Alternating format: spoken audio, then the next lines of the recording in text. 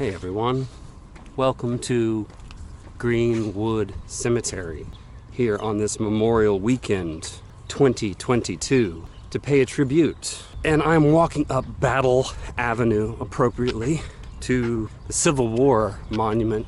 And if I'm remembering my numbers correct, 600,000 people, soldiers, boys, died in the Civil War, the American Civil War. Did some research. It's actually Memorial Day now. And I was actually right. It's about 600,000. The generally accepted number is 620,000. 618,222. But now in the 21st century, that number has been upgraded based upon census data to suggest that maybe about 850,000 men lost their lives in the line of duty. Now, mind you, that doesn't mean casualties. Casualties is also the people who were wounded. And those who died, let's be real, are the poor and the immigrants. Irish immigrants accounted for 150,000 to 200,000. Is there any justice in war? I should look at the map and stop pontificating, perhaps. Hey, Mr. Bumblebee. I don't know who that is, but they have a big plot. The truth that there is so much we don't know.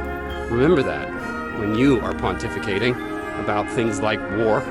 I've always thought the notion of war crimes was a bit of a silly thing, because war is a crime. Let's not forget that the cost of war is not just those people who are in uniform dying, but all the things that happen in the wake of war. We hear about, people talk about the global food crisis. People are all over Russia for blockading the ships coming out of Ukraine. That's what you do in war. The age-old strategy of the blockade. This has happened a lot. You can just go to Wikipedia. They have a nice little comprehensive list of blockades in military history broken down by eras. Ancient era, modern era, pre-modern era, era before the era of eras. And it's comprehensive, but it's also incomprehensible because it's so long. You had Napoleonic warfare, which was this like nice guy warfare where you don't shoot the generals and you go and you kneel in this very ceremonious thing. God, how ridiculous that seems. So let's not pretend that there's a nice way to do war. This cemetery is full of people I don't know, and monuments to things and lives and people that I don't know. That is very much an analogy to all the things that we don't know. Approach everything, even that which you think you know so well, with a shadow of a doubt. To not trust me, do your own research. On that note, let's go to somebody fun. This is not all just sadness and darkness. Is it? George Catlin, who was a mid-19th century adventurer, lawyer, painter, author, traveler, who specialized in portraits of Native Americans from the Old West, hence this Native American. That is Chief Black Moccasin. He was the Native American chief who welcomed Lewis and Clark along their expedition, apparently. This is Minerva, according to Wikipedia, the goddess of wisdom, justice, law, victory, and the sponsor of arts, trade, and strategy. Cool little fact about this Minerva monument, she is waving to the Statue of Liberty. And this altar to liberty behind me is for the Battle of Brooklyn. And if you know Hamilton, the musical Hamilton, there's a whole song dedicated to the Battle of Brooklyn. Well, you know how that story goes. The Bernstein plot. Here lies Leonard Bernstein. Well, I just learned that in 1838, this cemetery was founded. Does a cemetery get founded? And there are over 7,000 trees, which makes this not only a cemetery, but an arboretum, which is a fun word. Comes from the French, arbre. No, jackass, it does not come from French. It comes from Latin, where French comes from. Cemeteries get a bad rap as this creepy thing, and that just isn't so. They are a place of memory, but also beauty and green stuff. A lot of green stuff. Other signs referring to this place as a sculpture garden, which, also, hello, never thought about a cemetery being a sculpture garden, but in fact, it is. And so we're all constantly reframing our ideas. How many times have I said here on Wanderwest that the glory, the beauty, let me choose a better word, the treasure in wandering and traveling and exploring is really that challenge that comes to the way you see the world. I don't know who Philip Ritzheimer is, but that's huge. Philip Ritzheimer. I tried to find him. All I could find was that he was born in 1929 in Germany. It doesn't take a Sherlock Holmes to figure out that he probably fled Germany. For what reason, I wonder? You know, for all the stone erections, for all the stone things that shoot up into the air and sit on this beautiful earth called Greenwood. Couldn't find them. Couldn't find them. Don't know what they did, what they were. They don't have a Wikipedia. Which makes me think, man, sure doesn't matter how much money you have, how big you can build your little grave home, tall your statue is. Because look at Leonard Bernstein, it was tiny. You wouldn't even know it was there. But he's the one we remember. Holy bejeez, what rich dead human manufactured this for the glory of who knows what? Definitely Elon Musk's fault. He did it. I like these little stairways to, I guess I can walk here. Beard, the bearded bear. I wonder who these beard folks are. Yeah, I love this grave. It definitely caught my eye. William Holbrook Beard, and he was an illustrator and cartoonist in the 19th century, made famous for bulls and bears fighting each other. Do you know what that is a metaphor for? Wow, I mean, it's just really beautiful, you know? Are you wondering who Leonard Bernstein is yet? He wrote West Side Story. War doesn't just happen on a battlefield. If you know the story of West Side Story, then you know it is very sad, and it is about a turf war. Turf war. It's when you're fighting and struggling for your plot of earth where your people can live because there's just not enough space. In Nazi Germany, they called it Lebensraum, living space. Let's go back to that Gangs of New York movie. Anybody ever heard of Bill the Butcher? William Poole, leader of the Bowery Boys? He is also buried here in Greenwood Cemetery, which was once an unmarked grave, apparently. He was battling Leonardo DiCaprio and the Dead Rabbits, just another version of the Sharks and Jets. I don't want to make this about my opinion. I want to make it about reflection. I guess the tie-in to Mr. Bernstein and his story of West Side Story, which is loosely based on Mr. Shakespeare's Montagues and Capulets, also known as Romeo and Juliet. How petty are we about some of these fights? It's okay to think differently. And yeah, I mean, sometimes thinking differently in our perspectives can be life and death, it seems like.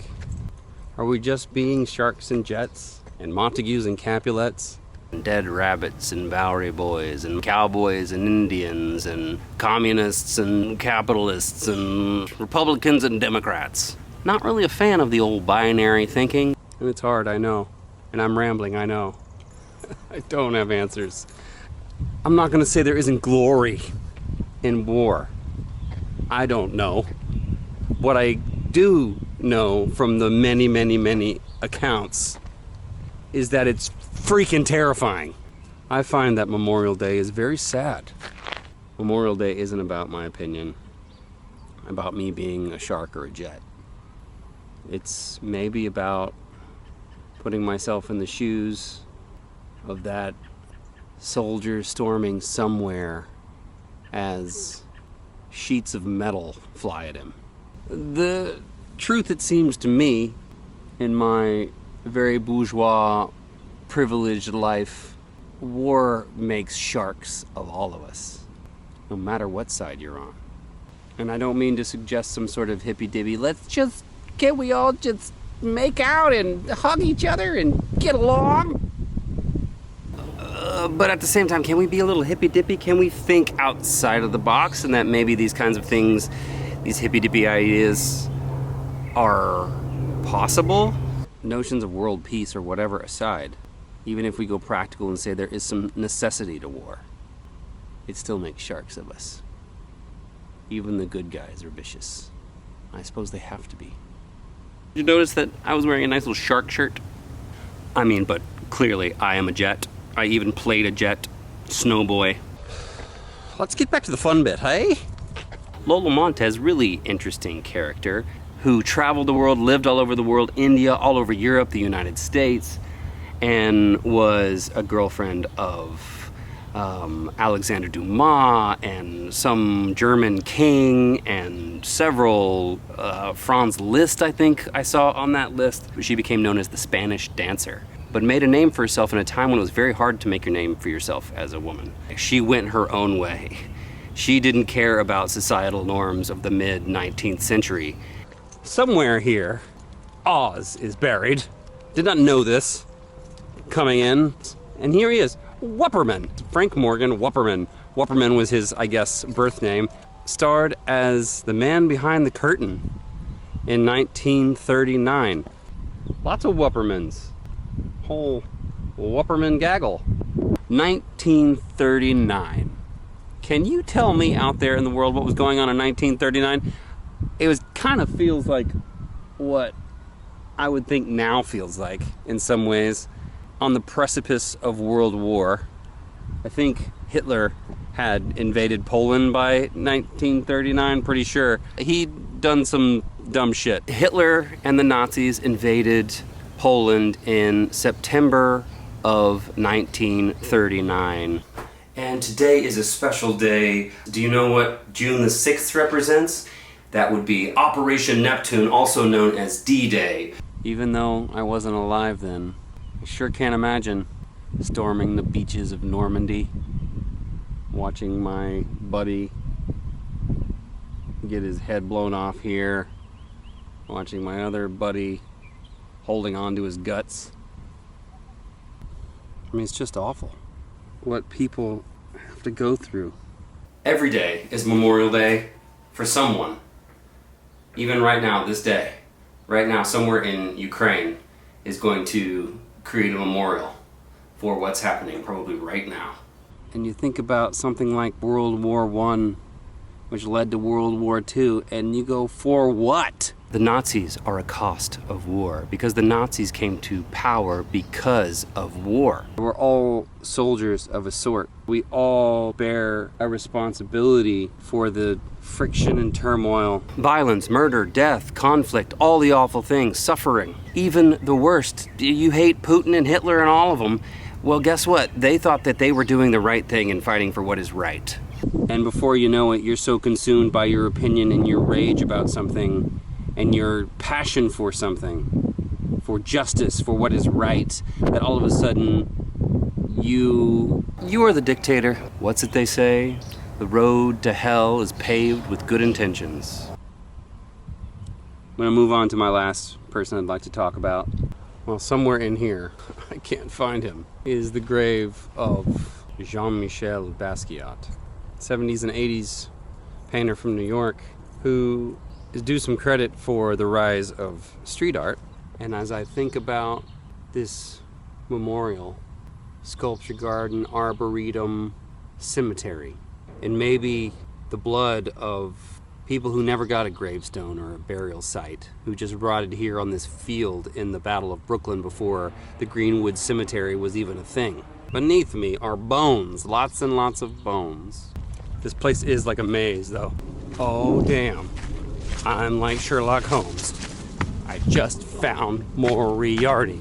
But hey, it kind of strikes me. Moriarty found me. I didn't find Moriarty. I got my feet a-moving, but the discoveries, they find you. Go out and let them find you. I don't know which way to go. There is a bird and a squirrel fighting each other right now. This is hilarious. Well, perhaps we will always be squirrels and birds, sharks and jets, so on and so forth.